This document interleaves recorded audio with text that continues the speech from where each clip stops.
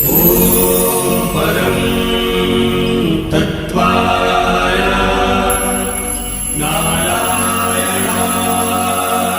गुरुभ्यो नमः। दुर्गेऽर्थवापुं सहितं सदैवम् भवभीतिरोगभवतं मर्दं वरुण्यै चिन्त्यं विचिन्त्य जगतां भवनेत्ररूपाम् अम्बे सदा भवतां भवदेव देवी। एक ऐसी महादेवी जो अपने आप में ब्रह्मांड स्वरूप है, जो समस्त देवताओं के शक्ति पुंज से निर्मित हुई है, जिसको काल कहा गया है, जिसको समय कहा गया है, जिसको शक्ति कहा गया है, जिसको प्राणस चेतना कहा गया है, जिसको मां अम्बे कहा गया है।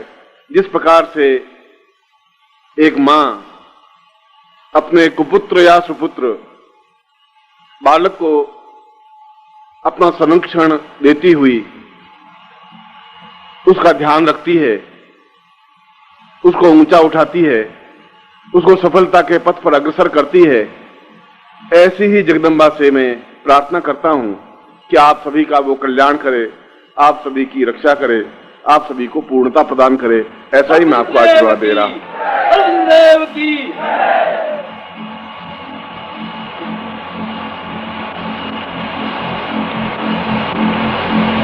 पूरे भारतवर्ष में और भारतवर्ष के बाहर भी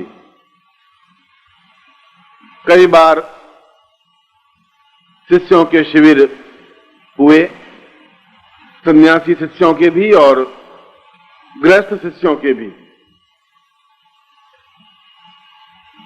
और उन सभी शिविरों में एक गुरु रूप में मुझे जाने का अवसर भी मिला। उनको मिला भी जो शिष्य परिचित थे, जो अपरिचित थे, जो नवागम थे, जो कई वर्षों से थे, और उन सभी शिष्यों के मिलने के बावजूद भी इस पूरे जीवन में जब भी मैं कुछ ऐसे शिष्यों को देखता हूं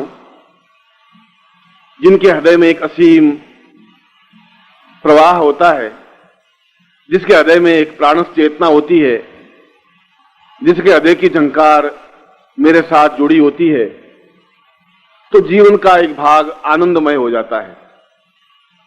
और इस भिलाई नगरी में आपके बीच आने पर मैं ऐसा ही अनुभव कर रहा हूं कि जैसे मेरे ही पुत्र हों, मेरे ही शिष्य हों, मेरी ही आंख, नाक, कान, हाथ, पैर सब मेरे सामने एक पूर्ण पुरुष बनकर के बैठे हों, ऐसा ही अनुभव कर रहा हूं।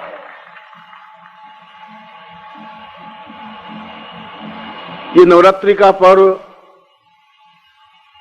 और कोई भी नवरात्रि का पर्व सामान्य नहीं होता। सामान्य तो हम होते हैं, इसलिए सामान्य होते हैं कि हमने अपने आप को सामान्य समझ लिया है, और वो सामान्यता हमारे जीवन से उतर नहीं पा रही है। न सन्यासी शिष्य होता है, न गृहस्थ शिष्य होता है। आपके मनुष्य से, मानस से, दिमाग से, दिल से आप सन्यासी भी हो सकते हैं, आप गृहस्थ भी हो सकते हैं, आप भोगी भी हो सकते हैं, आप रोगी भी हो सकते हैं, आप योगी भी हो सकते हैं। ये तो आपके मानस चिंतन की बात है, और आपके मानस चिंतन में ये बात घर कर गई है कि हम गृहस्थ हैं और हम साधना में सफलता नहीं पा रहे। यदि आपके साथ एक समर्थ गुरु हो, आपके बीच में 10-15 वर्षों से, 50 वर्षों से हर बार जुड़ रहा, और उसके बाद भी आप सामान्य बने रह सकें, तो ये तो आपके मनस की कल्पना है, मानव की और आपके दिमाग की न्यूनता है, कमजोरी है। जब मैं ये कह रहा हूं कि आप न्यून है ही नहीं, आप कमजोर है ही नहीं, तो आपके मन से ये भ्रम मिटाना पड़ेगा। आपको ये छोड़ना पड़ेगा कि आप ये साधना में सिद्धि प्राप्त नहीं कर सकते, या भगवती जगदम्बा को साक्षात प्रकट नहीं कर सकते, या भगवती लक्ष्मी को आप अपने सामने साकार नहीं कर सकते। आप सभी अपने आप में समर्थ हैं, मगर आपके मन पर, क्योंकि आपका सारा जीवन मन के संवेगों के साथ प्रवाहित है, और मन के संवेग कहलाते हैं काम, क्रोध, लोभ, मोह, अहंकार, अटैचमेंट, प्यार, घृणा, तिरस्कार, घमंड, जो कुछ भी, ये सारे 32 संवेग हैं। आप इन संवेगों के साथ जिंदा हैं, जीवित हैं, और इन संवेगों की वजह से आपके मन पर बराबर धूल जमती रहती है, एक रेत जमती रहती है। एक मुंह देखने के शीशे को भी हम कुछ दिन नहीं पहुंचे तो उसके ऊपर भी रेत जम जाएगी, धूल जम जाएगी, यद्यपि आपने धूल फेंकी नहीं है। चारों तरफ का वातावरण ही ऐसा है। अगर आप अपने वॉश बेसिन के ऊपर शीशा लगा हुआ है और यदि आप 5-7 दिन उसको नहीं पहुंचे तो 8वें दिन आप चेहरे को साफ नहीं देख पाएंगे। आपने धूल नहीं फेंकी, आपने पानी के छींटे भी नहीं मारे, मगर जो चारों तरफ का वातावरण है, जो धूल के कण हैं, वे उस शीशे पर चिपक जाते हैं और उसकी वजह से आप अपने चेहरे को साफ नहीं देख पाते। आपके मन पर भी ये चारों तरफ का वातावरण ऐसी ही धूल बराबर फेंक रहा है। मैं हर बार आपकी धूल पहुंचता जाता हूं, आप हर बार उसके ऊपर धूल जमाते जाते हैं। मैं अपनी तरफ से प्रयत्न करता हूं कि आप अपने उस दर्पण को स्वच्छ करें, अपना चेहरा देख सकें, और देख सकेंगे तो आपको एहसास हो पाएगा कि आप एक साधक हैं, देख पाएंगे कि आप एक समर्थ गुरु के शिष्य हैं, देख पाएंगे कि आप साधनाओं में सिद्धि और सफलता पा सकते हैं। मैं उस धुंधले शीशे से, धुंधले मन से, धुंधली आत्मा से नहीं देख पाएंगे। और इस रेत भरे हुए मन के दर्पण को स्वच्छ करने की जो क्रिया है, उस क्रिया को दीक्षा कहा जाता है। दीक्षा का मतलब यह नहीं कि आप मेरे शिष्य बन रहे, शिष्य तो है ही नहीं, शिष्य होते तो यहां बैठते ही क्यों। दीक्षा का तात्पर्य यह भी नहीं है कि मैं आपको कोई पकड़ करके ऊपर आकाश में ले जाऊं। दीक्षा का तात्पर्य यह है कि आप मेरे से उस प्रकार से जुड़ सकें जिस प्रकार से एक प्राण से, आत्मा एक आत्मा से, जीवन एक जीवन से, चिंतन एक चिंतन से, विचार एक विचार से जुड़ सके। और ऐसे जुड़ने की क्रिया की वजह से जो मेरे मन का स्वच्छ दर्पण है, वो प्रतिबिंब डालकर के आपके मन के उस दर्पण को भी पूर्णतः स्वच्छ बना देगा। तब उस पर न तो घृणा होगी, न तिरस्कार होगा, न अपमान होगा, न न्यूनता होगी, न मन में अभाव होगा, न मन की यह भावना होगी कि मैं कुछ कर नहीं सकता। और इसीलिए हमारे ऋषियों ने, योगियों ने, हमारे पूर्वजों ने वेदों और उपनिषदों में बार बार ये कहा है कि सतम विभूतय पूर्णम त्वम देवोत्थान पूर्वतः। बार बार दीक्षा लेनी ही चाहिए, बार बार शीशे को साफ करना ही चाहिए। ये जरूरी नहीं कि एक बार खरीद के लाए शीशे को और पहुंच करके रख दिया तो अब जीवन भर वो शीशा साफ रहेगा ही। बार बार, और जब हर बार उस शीशे को पहुंचा जाएगा, क्योंकि आपको वह क्रिया मालूम नहीं है कि हम अपने अंदर उस शीशे तक, दर्पण तक कैसे पहुंच सकें। आपको तो अपने शरीर का ज्ञान है ही नहीं, बाहर की चीजों का ज्ञान है कि बांस है और ये खपच्चियां हैं और ये बरसात हो रही है और ये टेंट है या जो कुछ भी है। आंतरिक रूप से जाने की आपको क्रिया का अनुभव नहीं हुआ। और आंतरिक रूप से जाने की क्रिया को जब दीक्षा कहा जाता है, तब उसके अंदर एक चित्त में जो जड़ता है, जो सड़ांध है, जो न्यूनता है, जो रुक गया है, उस जगह पर ठोकर मारने से अपने आप वो जीवन का प्रवाह सरल बन जाता है, सहज बन जाता है। फिर आपको प्रयत्न नहीं करना पड़ता, आप प्रयत्न कर भी नहीं सकते। यदि आप प्रयत्न करते ही तो फिर दीक्षा शब्द बनता ही नहीं। फिर ये योगी सन्यासी, हमारे पूर्वज वशिष्ठ विश्वामित्र ये नहीं कहते कि बार बार दीक्षा लेनी चाहिए। फिर श्लोक की रचना होती ही नहीं, फिर केवल सामान्य दीक्षा से ही काम चल जाता है। उस दीक्षा का तात्पर्य यही है कि हम अपने आप में पूर्णत्व प्राप्त कर सकें, जो हम नहीं कर सकें, जो आप नहीं कर सकें। या तो आप अपने प्रयत्नों से करें, और यदि आप प्रयत्न नहीं कर सकें या आपको रास्ता ज्ञात नहीं हो, तो फिर गुरु के माध्यम से उस स्थिति को प्राप्त कर सकें जिस स्थिति के माध्यम से हम अपने जीवन के अंदर सिद्ध ब्रह्मांड को देख सकें। जब अर्जुन ने कहा कि मैं तो आपको समझ ही नहीं पा रहा हूं, आप कह रहे हैं कि आप 11वें अध्याय में कहा है कि 10वें अध्याय में कहा है कि आप अपने आप को कह रहे हैं आप बहुत महान हैं, और पेड़ों में आप कह रहे हैं कि मैं पीपल हूं, और ये आप कह रहे हैं कि मैं ब्रह्मांड हूं, मैं नदियों में गंगा हूं, मैं सागरों में समुद्र हूं। मुझे तो ऐसा कुछ लग नहीं रहा है। मुझे तो लग रहा है कि आप सारथी हैं, घोड़ों की लगाम पकड़ी हुई है और कुरुक्षेत्र में खड़े हैं। आप में मुझ में अंतर क्या है? मैं कैसे मानूंगा कि आप है? मैं देख ही नहीं पा रहा हूं, मैं समझ नहीं पा रहा हूं, आपको सब सुन रहा हूं, और मैं चुप इसलिए हूं कि आप मुझसे बड़े हैं और बड़ों के सामने बोलना नहीं चाहिए। और जो जिस जगह मैं आपको लाके खड़ा हूं उसी जगह अर्जुन भी खड़ा था। जो बात आपके मन में उठ रही है वही अर्जुन के मन में भी उठी थी। जो प्रश्न मैंने समझाया था वही कृष्ण ने भी समझाया था।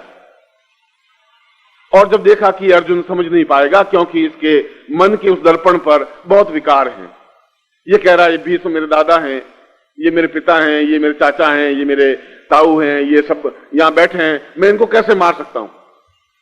मैं युद्ध में ये सब कैसे कर सकता हूं?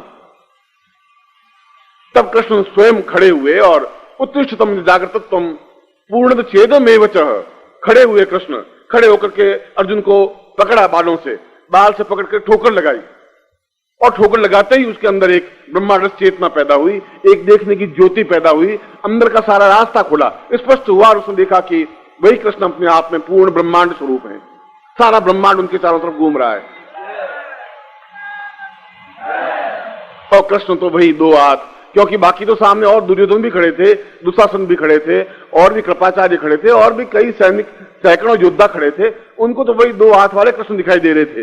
अर्जुन को दिखाई दे रहा था कि महाभारत युद्ध तो इनके अंदर चल रहा है, ये सब मर रहे हैं, भीष्म भी खत्म हो रहे हैं और दुर्योधन भी खत्म हो रहे हैं, दुशासन भी खत्म हो रहे हैं, और मैं तो एक निमित्त मात्र हूं उनको मारने का और इस युद्ध को विजय प्राप्त करने का।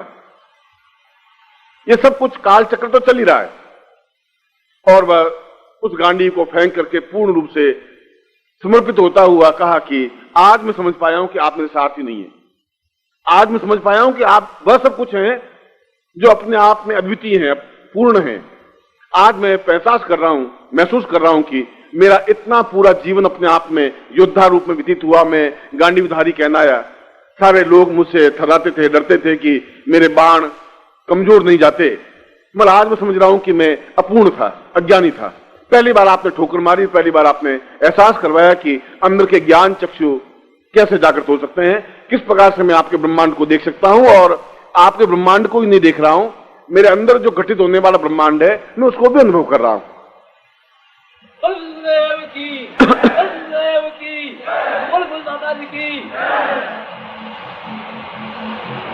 आपके अंदर भी वैसा ही ब्रह्मांड घटित हो रहा है, आपके अंदर भी वैसी स्थिति बन रही है। और इस प्रसंग को लाने के पीछे मेरा मकसद यह था कि ये 9 दिन जो 7 दिन हमारे बीच में नवरात्रि के हैं, ये व्यर्थ में नहीं चले जाएं। ऐसा नहीं हो जैसे आप आए वैसा ही शीशा आपके पास लेकर के वापस घर नहीं चले जाएं। फिर वही पत्नी है, फिर वही पुत्र है, वही घर है, फिर बाहर है, फिर वही नौकरी है, फिर वही ऑफिसर है। जैसे आप आए वैसे के वैसे आप चले गए तो न जीवन में आपको पूर्णता प्राप्त हो पाएगी, न मैं आपको दे पाऊंगा। जरूरत तो यह है कि आपके बालों को पकड़ूं, और जरूरत यह है कि ये जो संसार का महायुद्ध आपके सामने महाभारत चल रहा है, जिसमें आप लड़ रहे हैं अकारण, कुछ पता नहीं पड़ा किसको तीर मार रहे हैं, कभी पत्नी पे गालियां दे रहे हैं, कभी अफसर को गालियां दे रहे हैं, कभी अपने आप को झल्ला रहे हैं, कभी बर्तन पटक रहे हैं, कभी बाल नोच रहे हैं और चले जा रहे हैं। और फिर भी आपको विश्वास नहीं है कि महाभारत का युद्ध आप जीत पाएंगे। पता ही नहीं, क्योंकि आपके सारथी के रूप में कृष्ण बैठा हुआ भी है तो आप पहचान नहीं पा रहे। और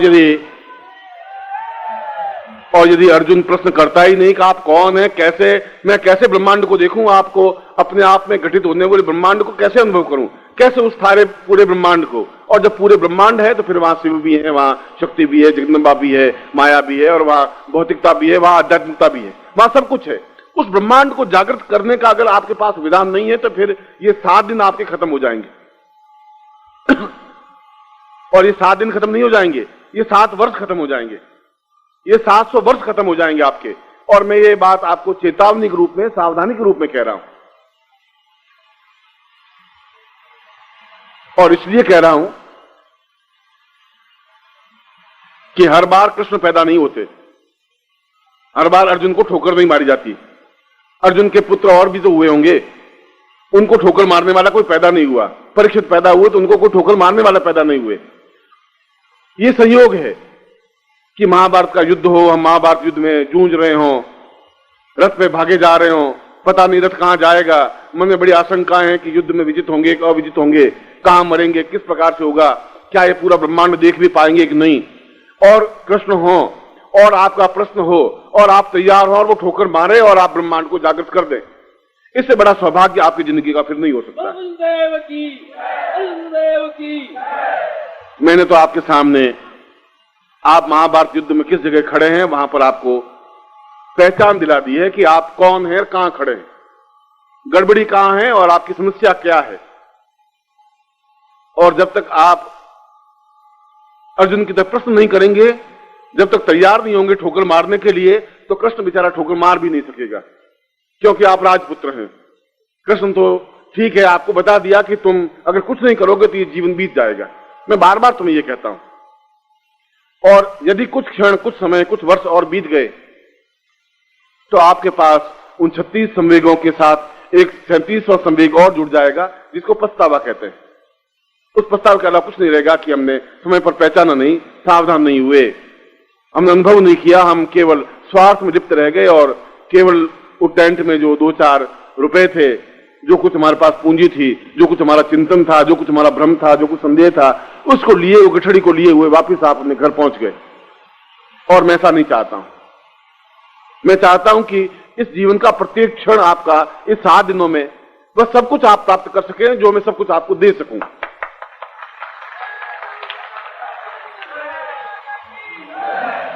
और देने और लेने की क्रिया के बीच में आवश्यकता है कि आप पात्र बने, लेने की क्रिया हो, खाली हो, मैं आपको दे सकूं।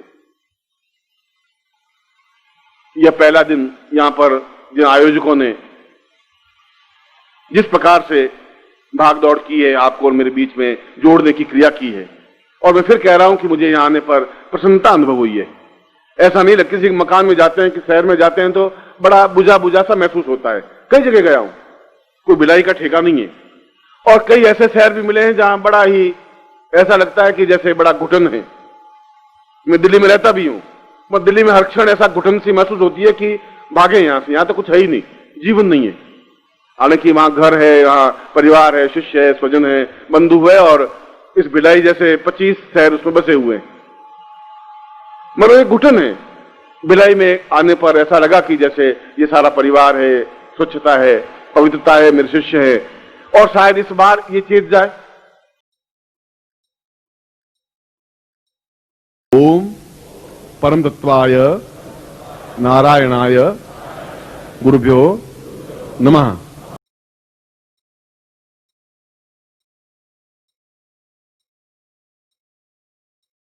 ओम ह्रीं मम प्राण देह रोम प्रतिरोम चैतन्य जाग्रय ह्रीं ओम नमः।